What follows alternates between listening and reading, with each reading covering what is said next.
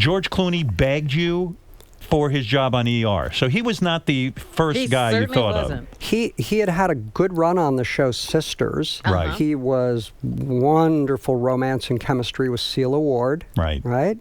So George was, there was a little sparkle, but he had so many bad shows. Really bad shit. But George is really smart. He heard about the script. He got a hold of it. Of course, he always was working all the assistants. Right. He worked everybody. He was on the Warner lot. He was talking to everybody.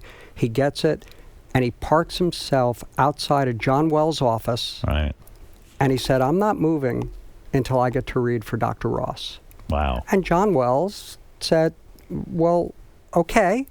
It's a good lesson in that, isn't there? Yeah, absolutely. And to work the assistants. And and also to sit yourself out and say, I'm going to read for this thing. Yeah, but you got to get the scripts. That's how he got a hold of all the good ones. He read it. He studied it. He was prepared. He went in. John Wells calls me up and he goes, "George Clooney just read for Dr. Ross."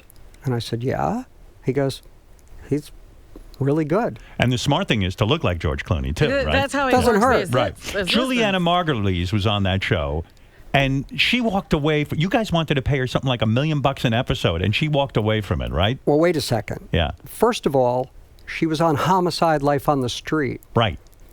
I said, okay, you guys can go ahead and hire her for the series. She had been a recurring character. Mm-hmm. In the ER pilot, we killed her off. Right. Well, then we all took a deep breath and went, geez, maybe we shouldn't kill her off. And we owned Homicide. So I said, look, you guys can offer her a role. ER, you can offer her the role. We'll let the actress decide. Wow, now, nice position to be in. Yeah. No wonder her head got big. She probably thought she was going to be a big film star. Well, I didn't know. I never knew how she made that determination until I met with her for the book. And then I said, how did you make that call? Right. Like, why did you go to ER? She goes, well, George called me. George called me, said he just left you.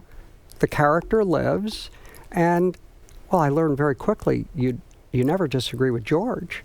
So he convinced her. George convinced her to do the role.